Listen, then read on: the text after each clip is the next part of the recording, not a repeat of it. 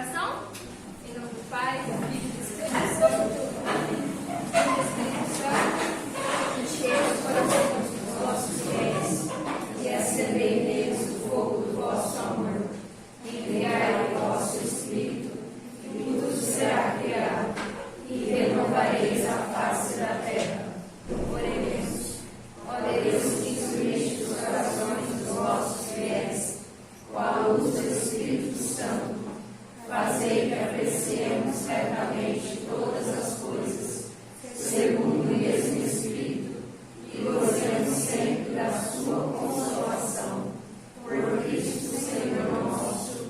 Amém. Creio em Deus Pai Todo-Poderoso, Criador do céu e da terra, e em Jesus Cristo, seu único Filho, nosso Senhor, que foi concebido pelo poder do Espírito Santo, nasceu da Virgem Maria, padeceu sob Pôncio Pilatos, foi crucificado, morto e sepultado, desceu à mansão dos mortos, ressuscitou ao terceiro dia, subiu aos céus, está sentado à direita de Deus Pai Todo-Poderoso, de onde há de vir julgar os vivos e os mortos. Creio no Espírito Santo, na Santa Igreja Católica, na comunhão dos santos, na remissão dos pecados, na ressurreição da carne, na vida eterna. Amém. Pai, do Filho e do Espírito Santo.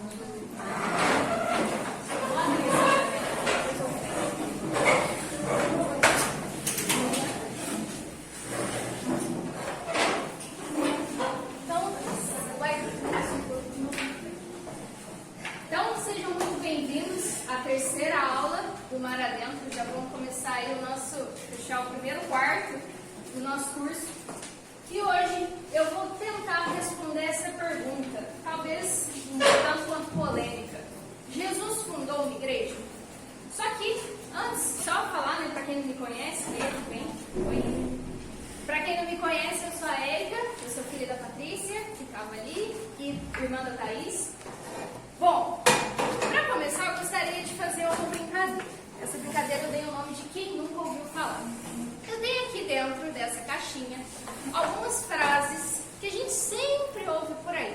Provavelmente, todo mundo já ouviu pelo menos alguma vez na vida alguma dessas frases aqui, certo? E por enquanto eu não vou falar se essas frases estão certas, se essas frases estão erradas. Elas simplesmente estão aqui e aí ao longo da aula a gente vai vendo isso, certo? Então eu vou pedir para você, Giovana, você vai ser a primeira. Sorteia uma frase para mim, por favor. Pode falar? Pode ler. Constantino fundou a Igreja Católica. Constantino fundou a Igreja Católica. Alguém aí alguma vez na vida já ouviu essa frase? Já ouviram? Bom, isso daí... Tá. Tira uma pra mim, por favor. Deus não tem religião. Deus não tem religião. Já ouviram essa daí? Tira uma pra mim, por favor. A igreja matou milhões. A igreja matou milhões. Essa daí é famosa. Vamos pular de cá agora. Tira uma pra mim.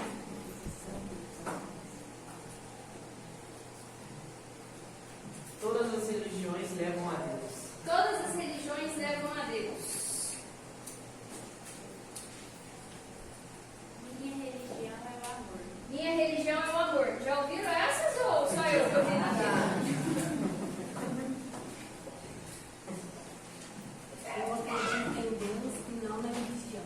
Eu acredito em Deus, mas não na religião. Já ouviram essa daí? Bom, não sei ainda se essas frases estão certas ou estão erradas. Vamos ver. Olha essa última frase aí que leram, né? Eu acredito em Deus e não na religião. Quando a gente ouve essas frases, geralmente elas são ditas num tom de muita sabedoria, né? Ou eu acredito em Deus, mas não na religião. Ok, beleza. No começo, inicialmente, pode ser que elas façam algum sentido. Só que vamos primeiro parar para pensar. Primeira coisa, o que é religião? Só que antes da gente se perguntar o que é religião, eu gostaria de voltar numa outra pergunta que a gente mais ou menos viu na primeira aula. O que nós somos? Somos seres humanos, certo? E enquanto seres humanos, nós temos um elemento que os animais não têm. Nós temos vários elementos que os animais não têm, mas um deles é a chamada liberdade. Ok, o que é a liberdade? A liberdade é eu poder fazer o que eu quero? Não. A liberdade é a minha capacidade de escolher o melhor. Então, a religião ela vai ser esse elemento, que vai ser essa ferramenta que vai me dar meios para eu conseguir ser cada dia mais livre. A religião ela vai ser essa ferramenta para que a gente possa conseguir se comunicar com Deus. Porque imagina só que, sei lá, Thaís, minha irmã, ela gosta muito de pizza. Isso gosta muito. E eu falo pra ela, né, algum dia, imagina só, eu começo a levar pizza pra ela. Levo um dia, levo o outro, levo no terceiro, ela fala assim, Érica, nossa, agradeço muito a sua boa vontade, o seu carinho, mas eu enjoei de pizza. Isso acontece. Falo, poxa, então eu vou ter que arrumar um outro jeito de me relacionar com a minha irmã, um outro jeito de agradar ela. Com Deus isso não acontece. Por quê? Porque Deus é um ser estável. Deus não é assim, um dia eu gosto que faça oração de tal jeito, outro dia eu gosto que faça oração de outro jeito. Não. Deus é um ser estável. Por isso que a gente precisa da religião. Porque a religião é justamente essa ferramenta que vai me dar os meios para me relacionar com Deus. Mas por que eu quero me relacionar com Deus? Porque Deus é o ser mais livre que existe. Concorda comigo, certo? E bem, eu quero ser livre, não quero? Por quê? Por que eu quero ser livre? Porque isso é um atributo humano. Porque se eu não for livre, eu vou me comportar como um animal. E se eu me comportar como animal, eu vou ser infeliz. Por quê? Porque eu estou agindo de uma forma para a qual eu fui criada. Lembra que a Thaís falou lá na primeira aula que nós somos criados, né? Que a gente não podia fazer igual a minha avó, que colocava pão dentro do micro-ondas, né? Que o micro-ondas, ele serve para outra coisa, ele não serve para você guardar pão dentro dele. Então, quando nós agimos como animais, nós estamos guardando pão no micro-ondas. Então, nós não queremos isso. Então, nós queremos ser livres e, para isso, então, nós queremos a religião, certo? Tá bom, é que entendi, eu preciso de uma religião, ok, beleza, descartei essa frase, essa daí, que eu acredito em Deus, não na religião. Mas tem um monte por aí, né? Um monte de religião. Posso escolher qualquer uma? Vamos ver. Então, eu quero, repetindo, praticar uma religião para ser livre. Tá. Para me relacionar com Deus. Eu preciso de um modelo. Eu acabei de falar que Deus é o ser mais livre que tem. Então, eu vou buscar esse modelo. Se a gente parte para as religiões politeístas, por exemplo, lá eles têm vários deuses, né? Hoje em dia não é tão comum isso. Mas antigamente, na antiguidade, Grécia, Roma, tinha os deuses, né? Tem como, se existem vários deuses, tem como ter um perfeitíssimo? Tem como ter um supremo? Não tem. Porque se eles estão divididos ali entre eles, não existe um ser supremo. Então, bom, já descartei as religiões politeístas, por quê? Porque ela não me dá um referencial. Então, eu quero um referencial para ser livre e descartei as religiões politeístas. Existem algumas religiões que me dizem que Deus se encarnou. Opa, essa daí já tá mais, essa daí já ajuda mais a gente. Porque pensa, nossa, um Deus encarnado ajuda muito a gente ver aquilo como modelo, porque nós somos seres humanos, se nós vermos um Deus encarnado, opa, isso ajuda demais. Então, vamos partir dessas religiões aí cristãs. Bom, mas existem várias que dizem que o próprio Cristo se encarnou. Por que, Érica? Por que você está me falando que é a católica? Bom, pensa comigo. Ainda dentro dessas religiões, né, aquelas que dizem que Jesus veio, beleza, mas ele ficou lá atrás. É só um ser distante, um profeta, que seja. Tem alguns que nem acreditam que ele é Deus. Mas existe aquelas religiões, né, que dizem que ele está próximo de nós. E, se vocês forem pensar, lembra que a Thaís falou lá na queda de Adão e Eva? Quando Adão e Eva caíram, a gente ficou desordenado. Então, a gente precisou, né? Aristóteles dizia que o homem é um ser político. Então, ou seja, como assim um ser político? A gente precisa se organizar em sociedade, a gente precisa de leis. Porque senão ia virar o caos, ia virar bagunça. Então, a gente precisa de leis, ok. Cristo veio numa época, quando a gente vai estudar história lá, né? Cristo veio na época, no Império Romano, que era um império que já é modelo na questão do desenvolvimento do direito e das leis. E Cristo também prega leis. Então eu preciso de uma instituição que tenha leis sólidas, uma instituição que seja sólida e que tenha leis e um direito claro. E qual é a instituição que me sobra? Me sobra a Igreja Católica.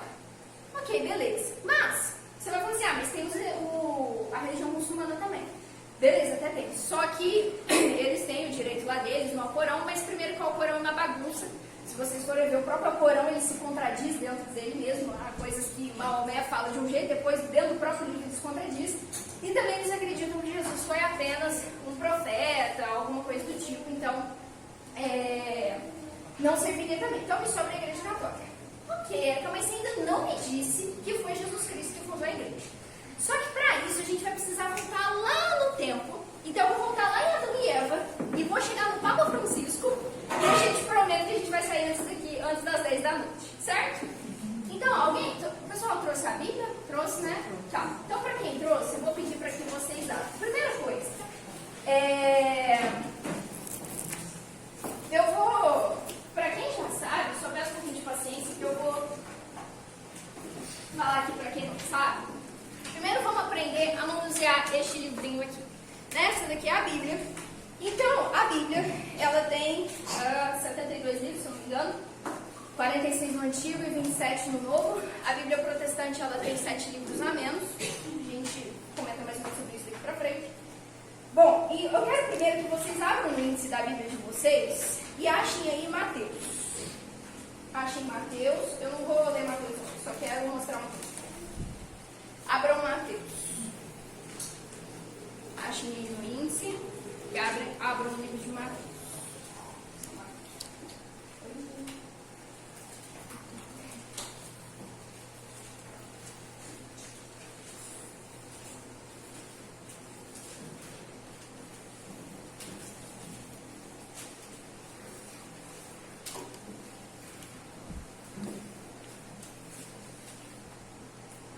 Certinho aí?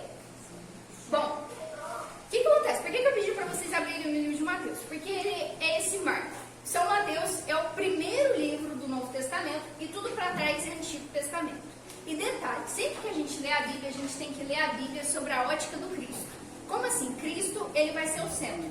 Então, tudo que aconteceu no Antigo Testamento está prefigurando, como que profetizando, digamos assim, o que vai acontecer no Novo.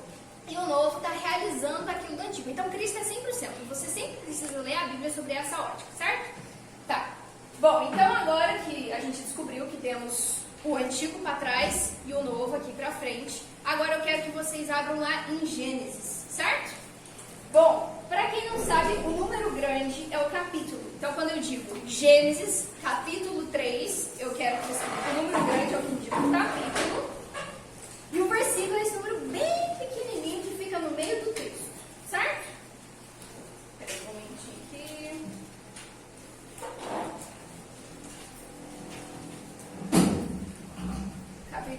Capítulo 3, versículo 1.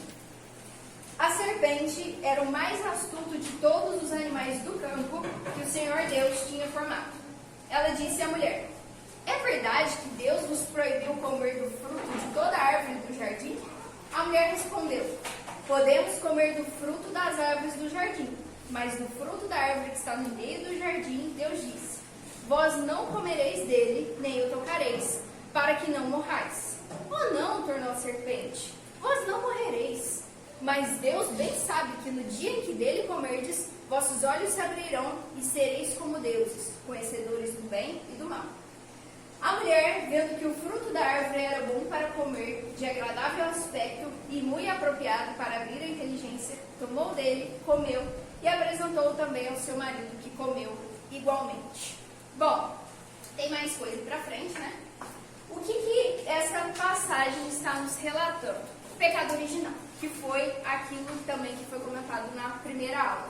Então, Deus criou o homem e a mulher, né? Isso, lembra que a Thais foi falando, né? Primeiro, Deus, quem? Né? Criou com qual finalidade? Então, Deus, em sua infinita bondade e misericórdia, criou o homem e a mulher.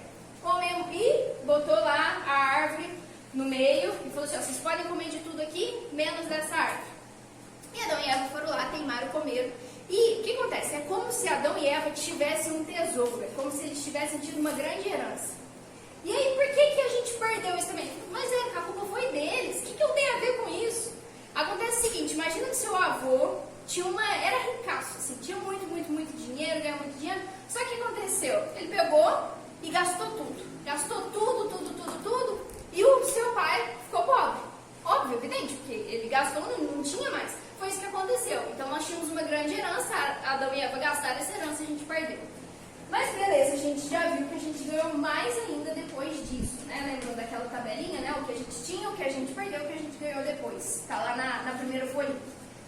Então, Adão e Eva caem, Deus fala. Deus podia muito bem ter pegado o mundo como se ele fosse uma bolinha de papel, amassado, destruído, jogado no lixo, falado assim, chega, some, desistir desse povo. Mas Deus, em sua infinita bondade e misericórdia, fala assim, poxa, aqueles meus filhos caíram, agora eles estão numa condição terrível, mas eu vou fazer algo por eles. Então, que é até muito bonito, São Afonso Maria de Ligório, ele escreve numa das meditações dele, é legal, assim, ele, até São Bernardo que fala, é como se fosse uma discussão entre a justiça divina e a misericórdia divina. Estou perdida, diz a justiça, se Adão não for punido. A misericórdia, ao contrário, responde, estou perdida se o homem não for perdoado. Em vista dessa briga, o Senhor decide que para salvar o homem, réu de morte, há de morrer o inocente. Na terra, porém, não se achava um que fosse inocente. Portanto, disse o Pai Eterno, já que entre os homens não há quem possa satisfazer a minha justiça, ou seja, porque foi a justiça divina que foi ferida. Então não podia ser um homem, não podia ser um anjo, não podia ser qualquer coisa que pudesse reaver a justiça divina. Já que entre os homens não há quem possa satisfazer a minha justiça, quem irá resgatar o homem?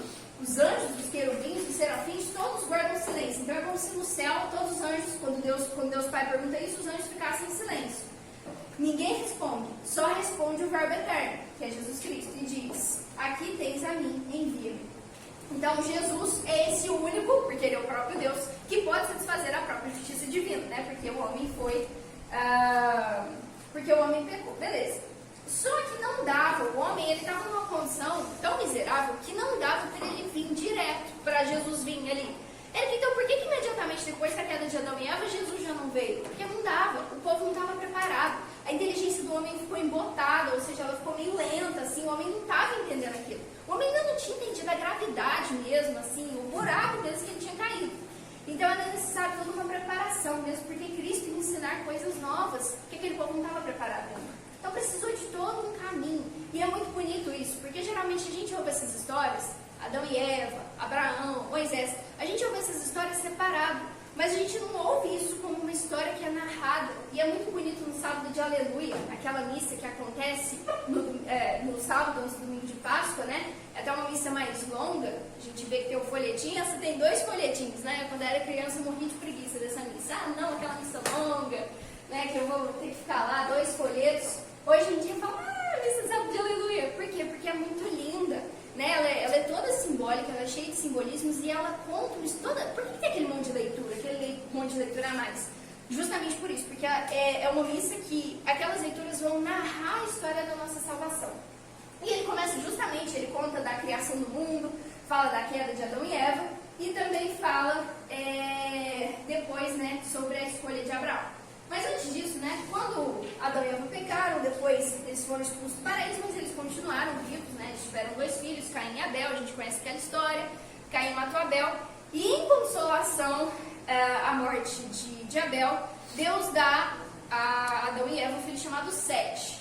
Né, isso quem nos diz é São Pio X, naquele catecismo dele, no final, eu não sei nessa versão que a gente está vendendo aqui, eu esqueci de conferir, mas eu tenho de uma outra editora, no final ele conta a história da igreja, ele fala isso, né, que Deus deu então Sete, e esses descendentes de Sete são chamados os patriarcas, né, e eles viviam muitos anos, justamente, olha só o que São Pio X nos diz, a providência concedia-lhes longuíssima vida, né, desses filhos, desses patriarcas, para que ensinassem aos seus descendentes a religião revelada, e para que, velando sobre a fiel tradição das divinas promessas, perpetuassem a fé no futuro mestre. Então era justamente para que eles pudessem espalhar aquela fé, né, para aquilo não se perdesse. Só que mesmo assim o povo continuou pecando, vem aquela história de Noé, lembra?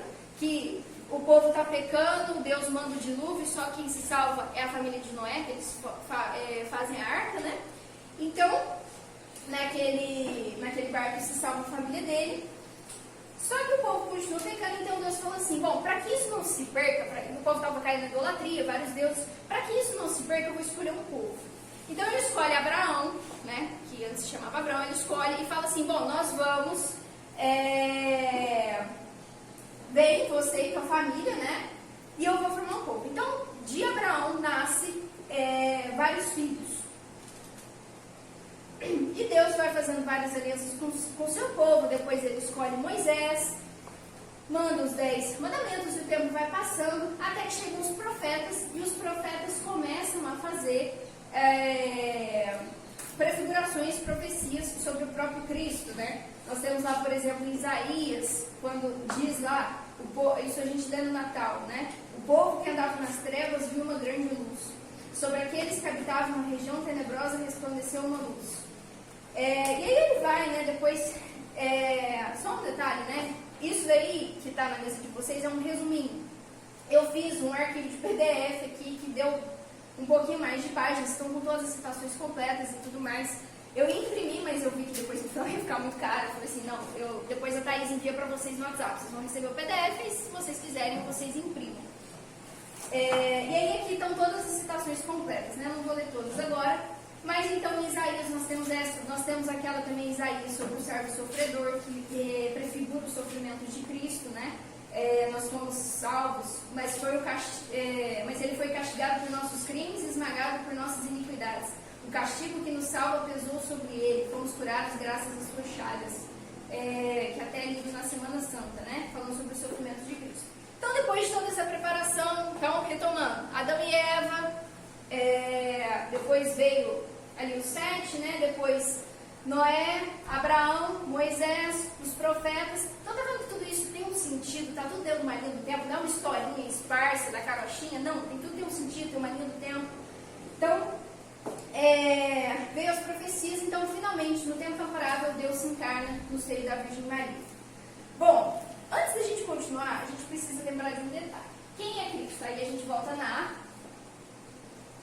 última aula, foi a aula do Robson, que o Robson disse que Jesus é Deus. Bom, certo, Jesus é Deus, e o que isso significa assim na realidade? Quando Deus criou o mundo, o que ele falou? Faça-se a luz, e a luz se fez. Faça-se não sei o que, e aquela coisa se fez. O que isso significa? Que a palavra de Deus, a própria palavra dele cria algo na realidade. Tem força criadora na realidade. Então, não foi assim, faça-se a luz e veio os anjos correndo, riscou um fósforo e a luz se fez. Não.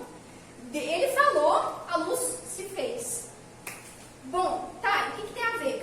Então, Deus tem, a palavra dele é criadora, cria coisas na realidade. Ok. Mas, Jesus é Deus. Quando Jesus diz, por exemplo, alguém assistiu Duna? Ninguém? Ninguém assistiu? Porque tem uma cena nesse filme que eles têm uma voz, eles têm uma modificação do tom da voz, que quando eles usam essa voz, que eles chamam de a voz, a coisa acontece, tipo assim, então ajoelhe-se, e aí imediatamente aquela coisa acontece. Enfim, quando Jesus diz para Pedro, anda sobre as águas, Pedro vai lá e anda. Isso não é uma coisa normal, né? A pessoa sair andando pela água não é uma coisa muito normal. Quando Deus diz, né, os seus pecados estão perdoados, os pecados daquela pessoa são de fato perdoados. Quando ele diz, sei lá, levanta-te e anda, a pessoa era paralítica, expulsam-se os demônios saem. Ou seja, a palavra de Deus, a palavra de Jesus, ela tem autoridade. Tá, beleza, Érica, o que isso significa? Lá em Mateus, essa eu vou pedir para vocês abrirem novamente, Mateus 16,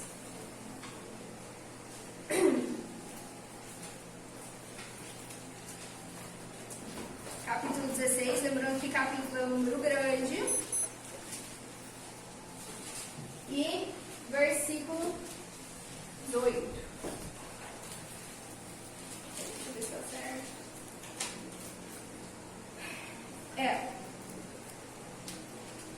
Então, só voltando antes, né? Cristo pergunta para São Pedro, né? E vós, quem dizeis que eu sou?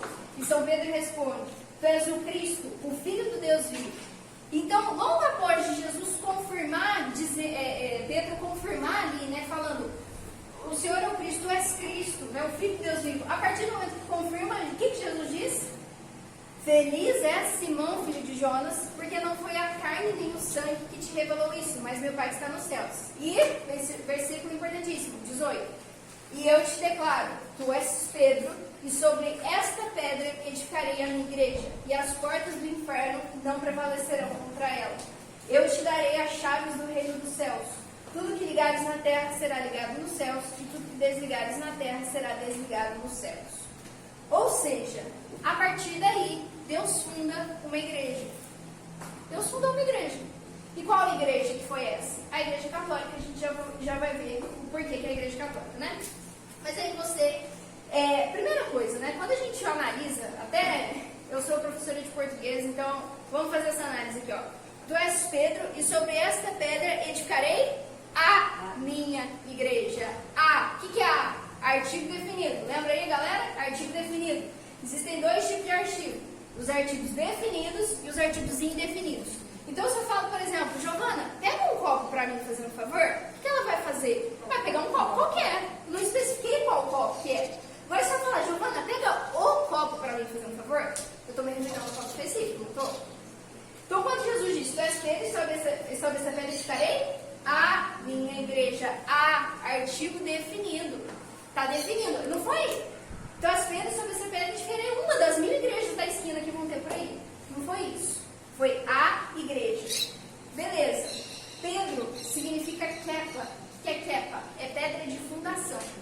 Então, depois de toda aquela preparação, vocês deu um sentido. Depois de tudo, Adão e Eva, Abraão, Moisés, as profecias, Jesus veio, Jesus encarnou, Jesus passou 30 anos. Naquele momento, Jesus funda a igreja.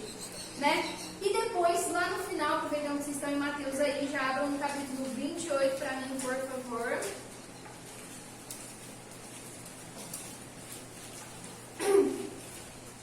Jesus lá no final, versículo 18 também. Versículo 18. Mas Jesus, aproximando-se, lhes disse: toda autoridade me foi dada no céu e na terra. E depois, ide, aí ó, português de novo, ide, verbo no imperativo, uma ordem. E depois, e ensinai, outro verbo no imperativo. E ensinai a todas as nações. Batizai-as em nome do Pai, do Filho e do Espírito Santo. Ensinai-as a observar tudo o que vos prescrevi. Prescrevi, primeira pessoa. Quem que prescreveu? Eu, Jesus Cristo. Jesus não falou para eles: é para vocês ensinarem tudo aquilo que Moisés falou, tudo aquilo que está na Torá. Né? Ou seja, significaria que ele estaria dando uma continuidade ao judaísmo. Não. Ele disse tudo que vos prescrevi. Ou seja, o ensinamento dele, não o ensinamento judeu. E também a gente deve se recordar da história de São Paulo. Né? São Paulo, ele, para quem não conhece a história, ele era um moço chamado Saulo, que estava andando a cavalo um dia, né? Ele era um ferrenho perseguidor dos cristãos, e ele estava andando a cavalo um dia e aparece uma voz para ele que diz: Saulo, Saulo, por quê? Me persegues. Ué, peraí, me persegues? Como assim me persegues? Saulo não estava perseguindo Jesus. Jesus já tinha vindo, morrido, ressuscitado, já tinha subido dos céus há algum tempo já. Quem que é esse me persegues? Quem que Saulo estava perseguindo? Os cristãos. Ou seja, o Cristo vive nos filhos da sua igreja. Então, quando ele está perseguindo os cristãos, ele está perseguindo o próprio Cristo por causa disso. Em São Paulo, então, ele se converte e aí ele começa a pregar, o próprio Cristo, né? E só que ele não foi assim do nada, né? Ele foi aprender dos apóstolos, né? São Paulo foi apóstolo dos apóstolos, para poder aprender aquilo que Jesus tinha ensinado, para aprender o ensinamento de Cristo. E em duas passagens que eu não vou pedir para vocês abrirem não, mas 1 Coríntios, capítulo 15, versículo 3. Eu vos transmiti primeiramente o que eu mesmo havia recebido. O que eu mesmo havia recebido, ou seja, ele recebeu alguma coisa para depois transmitir. Aí continua, né, que Cristo morreu por nossos pecados segundo as Escrituras. E depois também, em 1 Coríntios, capítulo 11, ele diz: eu recebi do Senhor o que vos transmiti, que o Senhor Jesus, na noite em que foi traído, tomou o pão, depois de ter dado graças, partiu e disse: este é o meu corpo, que é entregue por vós, fazei isso em memória de mim. Então, ou seja, São Paulo transmitiu aquilo que ele recebeu dos apóstolos. E os apóstolos já não eram mais judeus, assim, no sentido religioso, né? Já não eram mais da religião judaica. Cristo, o próprio Cristo, ele não subiu ao céu judeu. Se eles fossem judeus, né, por que eles iam discutir, por exemplo, a questão da circuncisão? Tem passagens, né, em que eles discutem essas questões. Não, era só seguir lá as leis judaicas e dava tudo certo.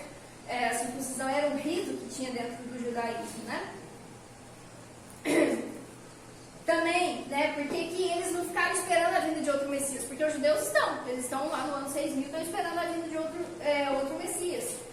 Então, a gente vê que a fé católica, ela é aquela continuidade da fé de Abraão, de Isaac e de Jacó. Então, é o mesmo povo de Deus. Esse pessoal do Antigo Testamento dá continuidade, segue aqui para nós, né? E os judeus que existem hoje em dia, Érica? Esse pessoal é o do judaísmo rabino. Eles não seguem mais o que Cristo ensinou, tanto é que eles estão esperando um novo Messias, né? Então, portanto, os apóstolos, eles eram católicos. Mentira, né? A Bíblia que agora não. Eu quero até, inclusive, ler um trechinho. Isso aqui eu achei muito interessante. Esse livrinho aqui mostra as cartas de Santo Inácio de Antioquia. Quem é Santo Inácio de Antioquia? Santo Inácio de Antioquia, ele foi apóstolo de São João, se não me engano, de São Paulo. Porque, né, Jesus teve seus discípulos e depois esses discípulos foram tendo outros discípulos para poder passar aquela mensagem. Então, ele é bem do comecinho do cristianismo mesmo. Ele morreu em 107. Ou seja, pensei, se Cristo morreu em 33, está muito próximo, né? Está muito próximo de Cristo. E ele diz, numa das cartas dele, pois o judaísmo não abarcou o cristianismo, mas o cristianismo abarcou e superou o judaísmo, para que assim toda a língua que professa crer em Deus pudesse reunir-se a ele. Bom, e de onde surgiu esse termo católica, Érica? Essa daí eu te peguei. Essa daí foi o Constantino. Constantino que inventou. Não, esse termo católica, ele significa universal. Então, se alguém perguntar de qual é a religião de vocês, vocês falaram eu sou da universal, tá certo. Por quê? Porque vocês são da igreja católica, que significa universal. O judaísmo é uma religião particularista, né? Ou seja, você nasce de família judia ou você é judeu. Se você não é, você não vai ser. O pessoal não fica saindo aí batendo de porta em porta para você se tornar judeu. Não tem isso. Gente, algum judeu já chegou falando para você se tornar judeu? Não tem, eles não fazem missão, né? A fé católica não, tanto é que Jesus disse, ide e ensinai a todas as nações. E quando é que surge esse termo? Numa carta, há muito tempo, né? Ele surge bem antes de Constantino. Primeira coisa, para quem está boiando, quem que é Constantino? Constantino foi um imperador. Por que eu estou falando isso, né? Porque muito professor de história fala isso sempre. Não, quem fundou a religião católica, Jesus veio e tal, eles até falam, não, Jesus veio, teve a perseguição dos cristãos, mas quem inventou a igreja católica foi Constantino. Isso a gente escuta assim, qual é a aula de história que você for, você vai escutar isso. Mas, então vamos lá, tem uma carta desse mesmo Santo Inácio de Antioquia, que ele diz, é uma carta a São Policarpo. E isso, gente, isso aqui não é intenção, né? Você fala assim, não, mas isso aí foram vocês que inventaram, vocês escreveram qualquer coisa. Não, isso aqui tem método histórico, né? Isso aqui foi estudado, as pessoas estudaram e tudo mais, para chegar e ver, não, essas cartas realmente são dessa época, não, essa pessoa realmente é dessa época. Segui todos os bispos, como Jesus segue ao Pai, e ao presbitério como os apóstolos. Respeitai os diáconos como a lei de Deus. Sem o bispo, ninguém faça nada do que se diz respeito à igreja. Considerai legítima a Eucaristia ministrada pelo bispo ou por alguém que for encarregado por ele. Olha só, onde aparece o bispo, aí está a multidão. Do mesmo modo em que onde está Jesus Cristo, aí está a Igreja Católica. Isso antes do ano 107, porque São Inácio de Antioquia morreu no ano 107, então, ou seja, ele escreveu isso antes do ano 107. Onde está Jesus Cristo, aí está a Igreja Católica. Constantino, ele morreu, quer ver? Constantino nasceu no ano de 272. Santo Inácio de Antioquia morreu em 107. Ou seja, como é que ele fez? Foi por antecipação, ele veio para a Igreja Católica depois que ele nasceu, certo? É isso, né? Não foi. O que Constantino fez para a Igreja Católica? Ele permitiu, porque tinha perseguição aos cristãos, né? Ser cristão era proibido. Se você fosse, você era jogado no meio dos leões para ser comido pelos leões, literalmente. Então, Constantino fez o quê? Não, beleza, galera, vocês podem se reunir aí, fica com a religião de vocês, que a gente fica na nossa e tá tudo certo, ninguém vai voltar leão para comer vocês. Foi isso que Constantino fez, mas ele não fundou a Igreja Católica. Constantino fez isso quando ele publicou um édito, que foi o Édito de Milão, em 313. Outras provas, né? Santo Irineu, por exemplo, que morreu em 202, ou seja, antes ainda do nascimento de Constantino, diz que a maior e mais antiga era a Igreja de Roma. Certo? Então, nós dizemos, né, que a igreja ela é católica, apostólica e romana. Por quê? Católica, eu acabei de falar, né? Que significa universal, que é para abranger a todos. Ide e anunciar a todas as nações. Ela é apostólica, por quê? Porque ela segue a tradição dos apóstolos. Então, a revelação de Deus, né? Deus, ele precisa se comunicar com o povo. Então, ele se comunicou isso se revelando. Ele foi revelando ali no Antigo Testamento, depois ele mesmo veio, né? Jesus Cristo veio, e depois a revelação, ela termina. Então, tudo que Deus tinha para falar para a humanidade, termina na morte do último apóstolo. Certo? Tá. Só que o que acontece? Então, o que a igreja está falando, né? O que os papas estão falando, sei lá, nas encíclicas? O que o santo está falando? É como se fosse uma semente de árvore. Na semente de árvore, já tem ali toda a carga genética daquela árvore. Já tem que altura que aquela árvore vai ser, que cor que ela vai ser, que fruto que ela vai dar. Já está tudo ali, já está tudo dado. Só que ao longo do tempo aquilo vai crescendo e vai se desenvolvendo. Então é isso que aconteceu. Jesus e os apóstolos, ali com a morte do último apóstolo, terminou a revelação. Tudo que foi dito daí para frente foi um destrinchar. Então vamos ver. Ah, bom, ele falou isso, então vamos destrinchando aqui, certo? Então ela é apostólica justamente porque ela segue o que os apóstolos ensinaram. Por exemplo, tem uma fala aqui do Papa Eleutério, que ele foi o 12º Papa, que ele diz: através da sucessão apostólica chegou até nós a pregação da verdade. Deixa eu ver uma coisa aqui se eu anotei. Não sei se aqui.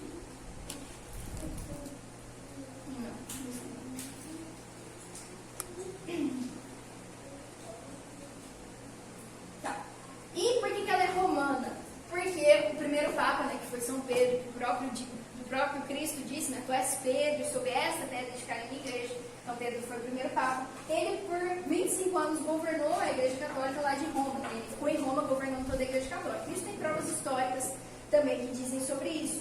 E se assim não fosse, né, se fosse Constantino que criou, Constantino chegou a transferir a capital, né, a sede do governo romano, para Milão e para Constantinopla. Se fosse assim, ele teria transferido a sede da igreja também. E não, a sede da igreja foi Roma sempre. Tem algumas questões aí, mas não vem ao caso. E bem, se eu digo então, acabei de provar que Jesus Cristo fundou a Igreja Católica, é ela quem detém a legitimidade, ou seja, ela tem o direito, o dever de interpretar as Sagradas Escrituras. Porque o que acontece, né? Se você pega a Bíblia e simplesmente lê assim, né, pega, abre, todo feliz e tal, você faz a interpretação que você quiser. Você cria a religião que você quiser dentro da Bíblia e falando, sabe? Eu digo isso assim, eu tenho na faculdade três colegas. Tenho uma amiga, que ela é da Congregação Cristã do Brasil. Tenho um colega que é Testemunho de Jeová e tem um colega que não é nada. E uma vez a gente estava discutindo e esse colega que não está seguindo atualmente nenhuma religião, ele já foi evangélico, virou e falou assim: nossa, eu não sei qual doutrina seguir. Não, e ele foi discutir isso comigo e com ela, né? Eu católica, ela da congregação, né? E aí ele virou e falou assim: nossa, eu não sei o que seguir. E aí essa minha colega da congregação virou e falou assim: lê a Bíblia. Ele virou e falou assim: eu já li. E dá para achar justificativa para tudo quanto é coisa. E dá mesmo. Você pega, não, com isso daqui eu vou justificar isso, não, com isso eu justifico isso. E aí você justifica tudo quanto é prática, simplesmente dentro da Bíblia. Então, quem detém a autoridade para falar assim, não, o certo é isso daqui? Obviamente a Igreja Católica. Por quê? Porque Cristo diz: tu és Pedro, sobre essa pedra edificarei a minha igreja, tudo que ligares, eu te darei a chave dos céus, tudo que ligares na terra será ligado nos céus, tudo que desligares na terra será desligado nos céus. Ou seja, é Pedro quem tem, é a Igreja Católica que tem essa autoridade para poder interpretar o que está sendo dito nas Sagradas Escrituras. Então, por isso, diferentemente dos protestantes que dizem só a Escritura, nós temos 3 pilares. Pode falar. Posso perguntar? Aqueles 7 livros que estão fora da Bíblia protestante, Mateus, que cita essa citação, né? Está ou não está na Bíblia deles? Eles reconhecem como legítimo ou não? São Mateus tá. Sim, Tá. porque aí está escrito lá, né? Então, eles também essa pedra de carinho na igreja. Sinceramente, eu nunca discuti isso com nenhum protestante. Assim, nunca perguntei, mas qual que é a interpretação de vocês disso daqui? Porque Nunca. você reconhece. Se estivesse fora, aí você fala, bom, eles não reconhecem como legítimo o Evangelho de Mateus. Então, eles não reconhecem Exatamente. Na Bíblia deles fala está. de Jesus, né? Todos. Agora, Agora, como está incluso, é uma coisa, né? Sim, sinceramente eu não sei, nunca conversei com nenhum deles, assim, eu sei que tem alguns que dizem que ali eles tinham fundado uma igreja, mas que era a igreja católica no começo, mas depois ela se perverteu, e aí, enfim, eu sei que tem uns que tem essa justificativa, mas assim, nunca quis entrar nessa discussão, porque senão daqui a pouco a gente vai perder a amizade. Eles dizem que é erro de tradução. Ah, tá. Na verdade, a palavra usada em grego aí, no grego da época, o grego, né? A palavra, eu acho que era livro, Cefas parece que não é grego, não, é hebraico. A palavra grega, né, no Testamento escrito em grego, era no diminutivo, era pedrinha. É como se Cristo dissesse assim: Pedro, Simão, você é uma pedrinha. Eu, Jesus Cristo, sou a rocha. Sobre esta rocha, sou eu, Jesus Cristo, eu edificarei a minha igreja. Só que isso é uma interpretação muito forçada porque foge completamente do contexto. Mas e a questão da entrega das chaves. E tem o id, né? Id, evangelizar, né?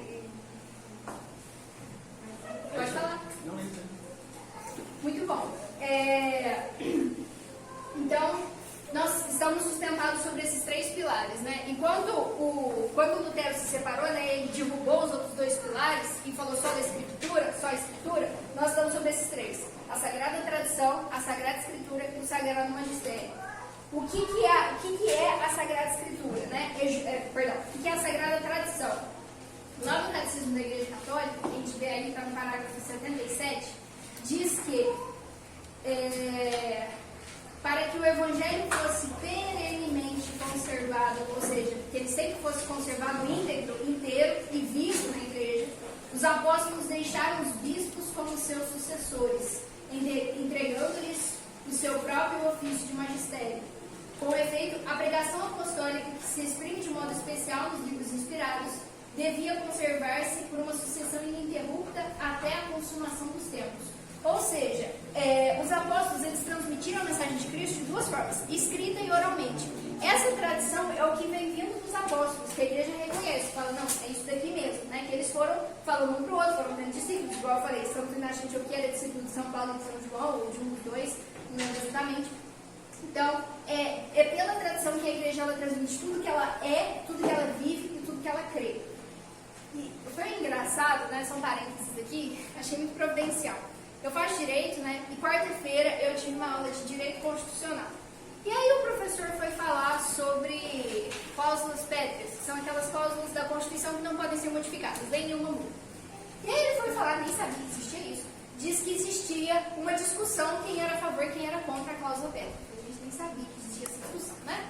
E aí ele foi dar um exemplo, ele voltou lá na história para dar um exemplo a favor de ter cláusulas pétreas na Constituição. Quem já ouviu falar da história do Ulisses, lá do Canto da Sereia?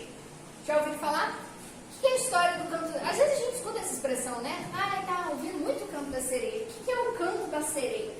O Canto da Sereia foi uma história, né, de que Ulisses foi um cara que foi lá para Troia, foi guerrear e tal. E quando ele volta, ele precisa passar por um lugar que tem sereias que tem um canto muito seduzente. Que a partir do momento que elas cantam, homem nenhum aguenta, pula no mar, se joga e morre. Tá. E aí, o Ulisses, sabendo disso, falou assim, ó, faz o seguinte, me amarrem no mastro. Por quê? Porque eu sei que eu vou escutar esse canto da sereia e vou pular no mar, né, e vou morrer. Então me amarrem no mastro, e quando eu estiver no mastro, ouvindo o canto das sereias, eu provavelmente vou mandar vocês me desamarrarem de lá. Mas não é para fazer isso. Beleza, então ele é amarrado no mastro, de fato, quando eles passam lá pelo lugar das sereias, as sereias cantam, e aí ele manda, me desamarra, estou ordenando, e não desamarra, tá tudo certo no final. E aí ele deu esse exemplo, né, para falar que era isso, as cláusulas pétreas e tudo mais, mas não veio ao caso. E foi muito engraçado que eu tava na aula, na hora que ele falou isso, meu olho marejou. Eu falei assim, caramba, meu Deus do céu, isso daqui é a igreja católica. Aí eu abaixei a cabeça e falei assim, não posso sair da aula de constitucional chorando, né? Aí eu comecei a pensar sobre isso e falei assim, que é exatamente isso a tradição, né? Que o pessoal fala, não, que a igreja católica é muito retrógrada, ela tem que mudar algumas coisas, né? Ela tem que se adaptar ao mundo. Mas aí você fala assim, vamos levar cobertores para os indígenas? Não, pelo amor de Deus, indígena não pode ver coberta não, porque não está na tradição deles, a gente tem que manter a tradição indígena. Caramba, mas se eu posso manter todas as tradições, eu tenho que manter a tradição indígena, eu tenho que manter a tradição disso, daquilo, a católica eu não posso manter não, porque é muito retrógrado, né? Mas nós temos essa tradição e é isso que nos dá segurança.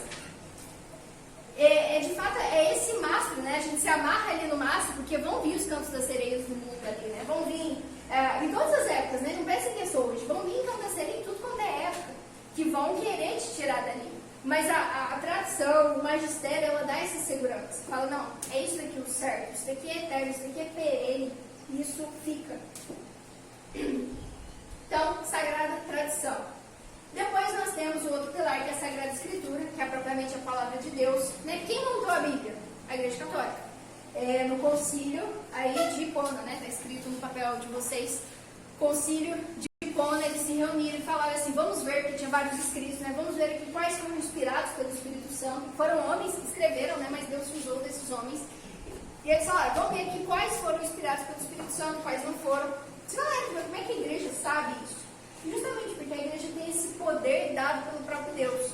Quando Jesus diz lá na última ceia, né, lembra que eu disse que a palavra de Jesus, ela tem esse poder criador na realidade?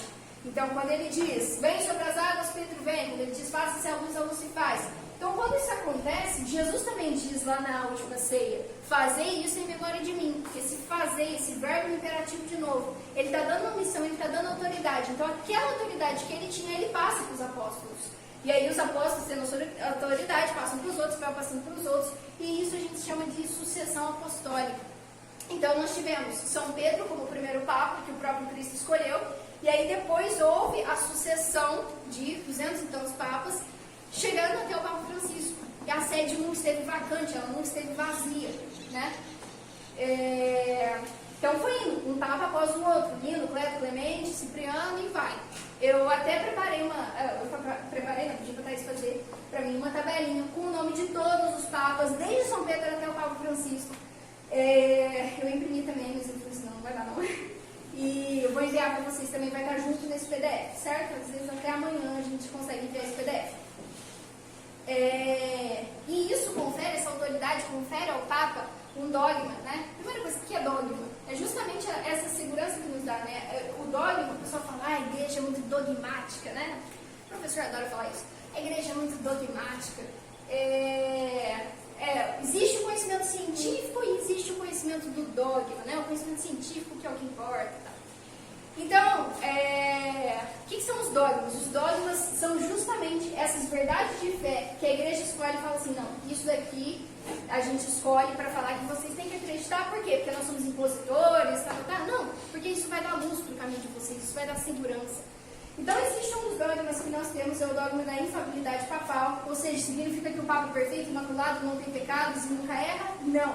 Significa que quando o Papa ele se pronuncia ex-cátedra, ou seja, do trono, da cadeira de Pedro, né, ele é infalível, ou seja, são 3 condições, né?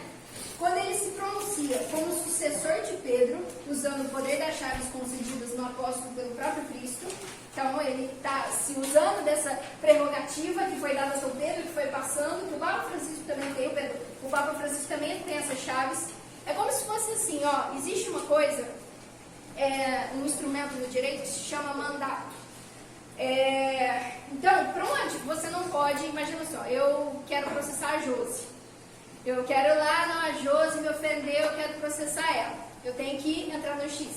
Ela não pode se defender, chegar lá diante do juiz e falar assim, não, é isso daqui mesmo, eu falei mesmo e vamos ver. Não, ela tem que ter um advogado. É o advogado que fala por ela.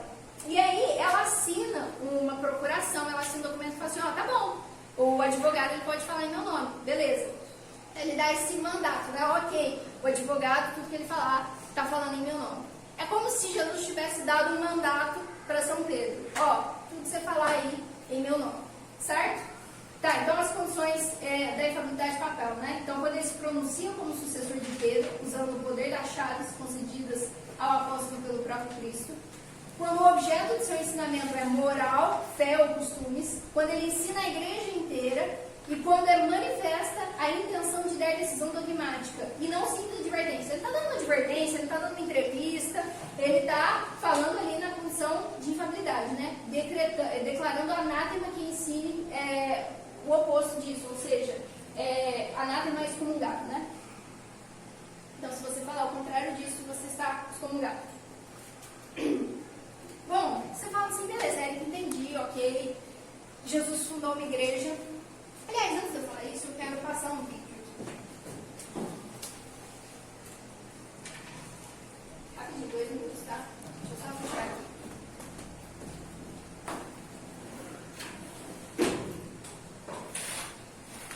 Obrigada. Vai dormir, hein?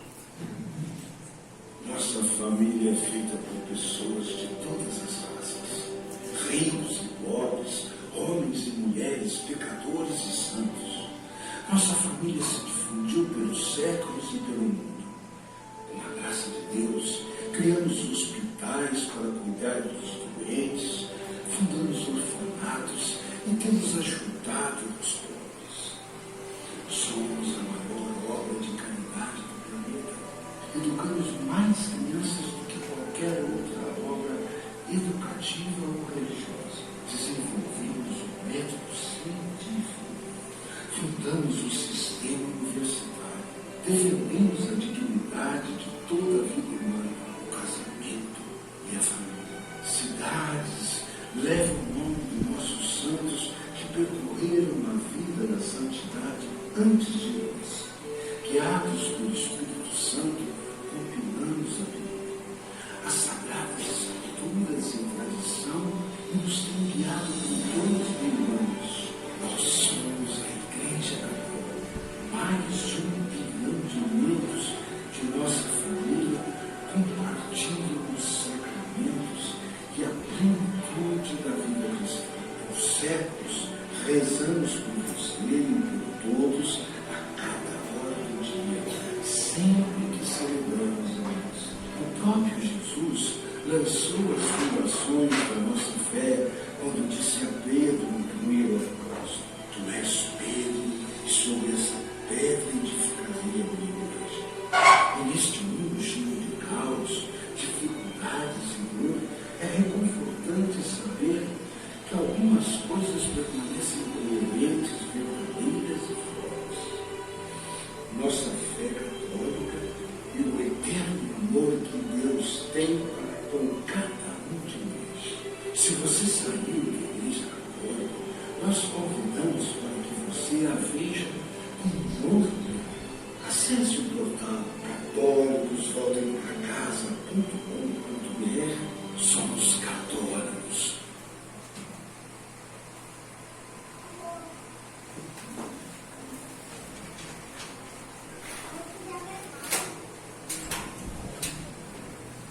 Muito lindo, né? É emocionante. E é interessante, né, que ele fala, nós criamos as universidades, e é verdade, né? As universidades, elas surgiram na Idade Média e foi uma criação católica. E é engraçado que os professores, né, do alto das suas cátedras universitárias dizem porque a Igreja Católica é contra o método científico, é contra a ciência. Isso aqui é para meu filho, mas você está sentado em um lugar onde a Igreja criou, né? Então, bom, e por que Jesus fundou uma igreja? Por que ele faria isso? Por alguns motivos. Para dar glória, para a glória de Deus, né? Porque tudo que foi criado, as árvores, tudo foi para a glória de Deus. Então a gente olha as aves, os pássaros, e a gente diz, nossa, bendito seja Deus. A gente vê a grandeza de Deus diante da sua criação. E quando a gente vê a Igreja Católica, a gente tem que falar, bendito seja Deus, glória a Deus que me criou essa instituição, onde eu posso receber o sacramento, onde eu posso receber o perdão dos pecados, onde eu posso receber o próprio Cristo na Eucaristia. Para dar glória a Deus por meio do seu culto, porque a gente dá glória a Deus ali na missa, nas orações que nós fazemos, e para a salvação e santificação do seu povo, né, por meio dos sacramentos. Por quê? Porque Jesus morreu numa cruz para nos salvar, e é como se ele deu ali um remédio.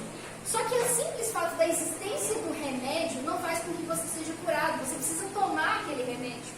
E como é que a gente toma o remédio? Como é que a gente recebe os frutos ali da paixão de Cristo que morreu por nós? Através dos sacramentos, que é dado por quem? Pela Igreja Católica. Então por que você é católica, Érica?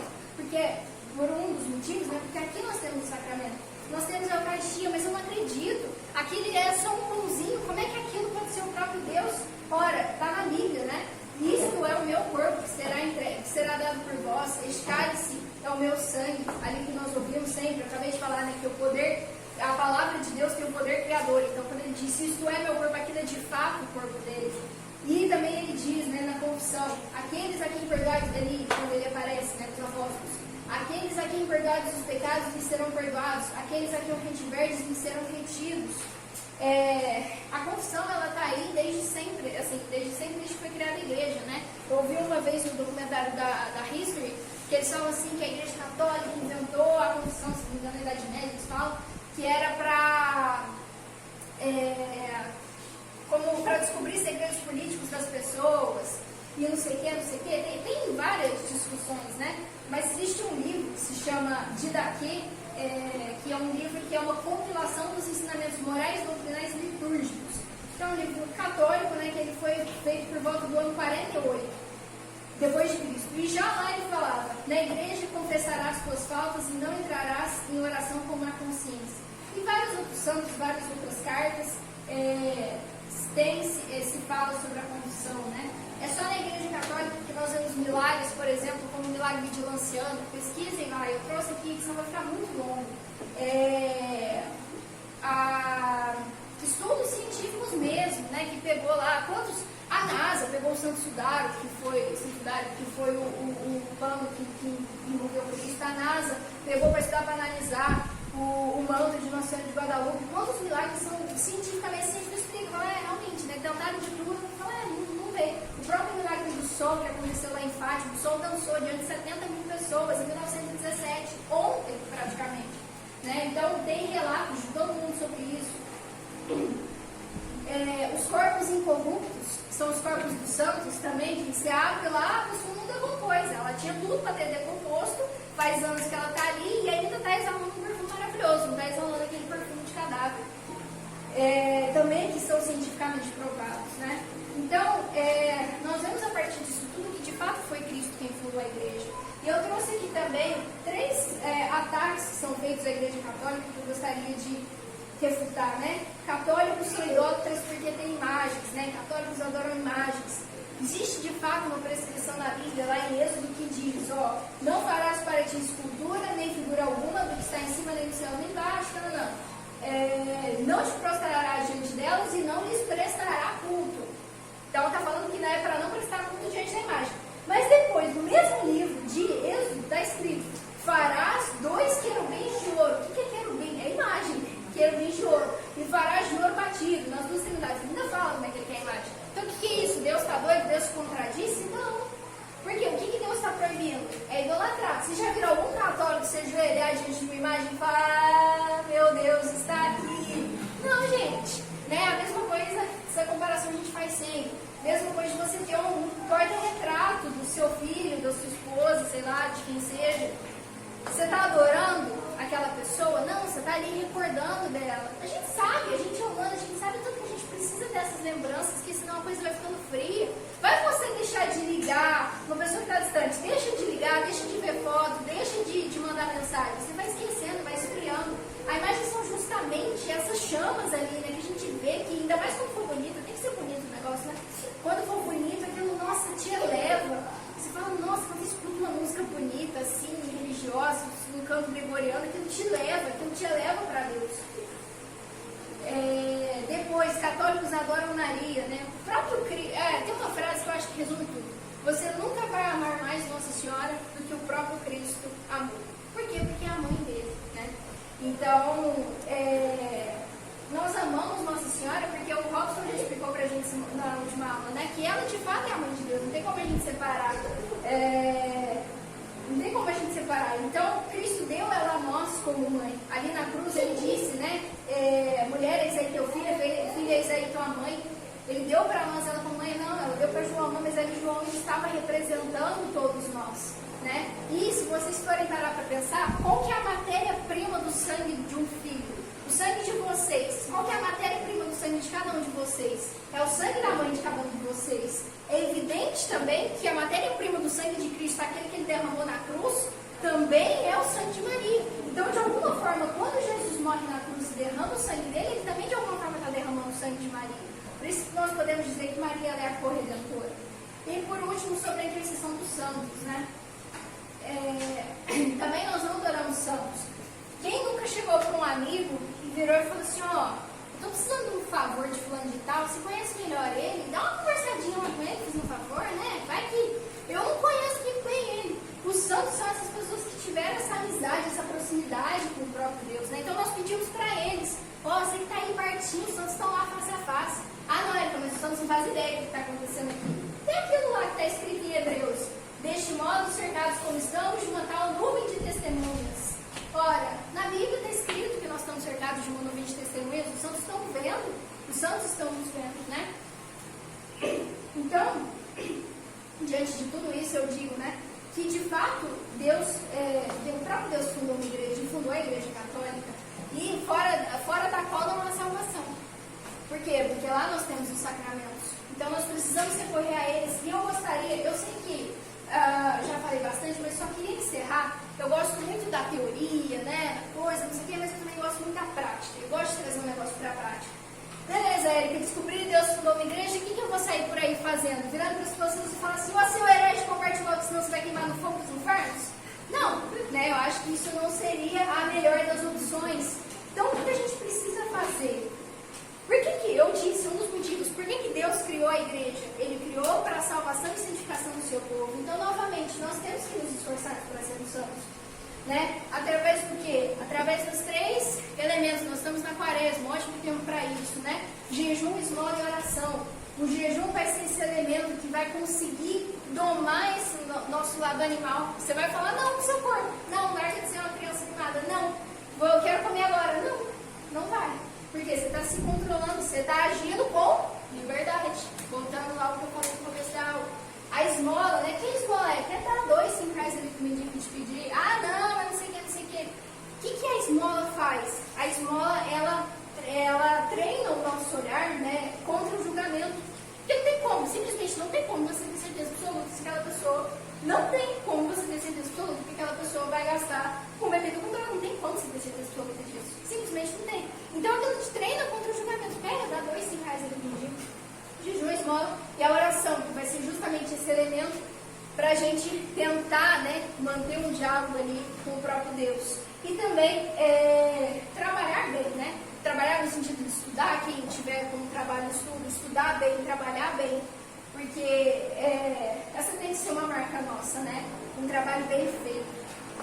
Então, e também uma coisa, né, sobre esse negócio de falar para a pessoa que ela vai queimar no fogo dos infernos. Uma coisa, um alerta, assim, isso é clichê, todo palestrante, professor, seja lá quem for, ele fala isso. Eles estão falando isso pra vocês, mas em primeiro lugar eu estou falando pra mim. E isso é verdade. Eu sempre achei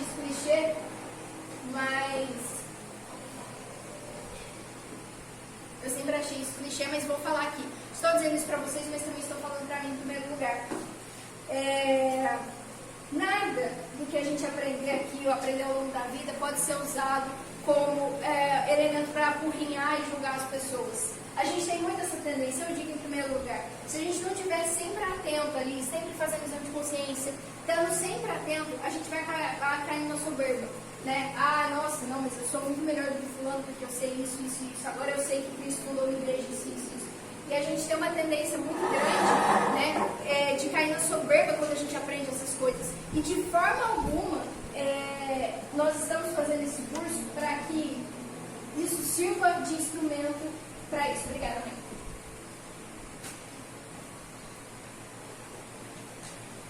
E por fim, eu encerro dizendo que São Paulo já avisou que nós estamos numa guerra. E não é uma guerra contra homens, né, contra a carne, mas contra principados e potestades. Diferentemente das guerras que nós vemos por aí, por exemplo, a guerra da Ucrânia começou, a gente nunca sabe quando vai terminar, quem vai vencer ou não. Essa guerra, a gente de fato não sabe quando vai acabar, mas a gente sabe que a gente já sabe qual foi o vencedor. Já foi dado o vencedor dessa guerra. Tu és Pedro, e sobre essa pedra edificarei a minha igreja, e as portas do inferno não prevalecerão contra ela. Não prevalecerão. Então, diante dessa guerra, de qual lado a gente vai escolher ficar?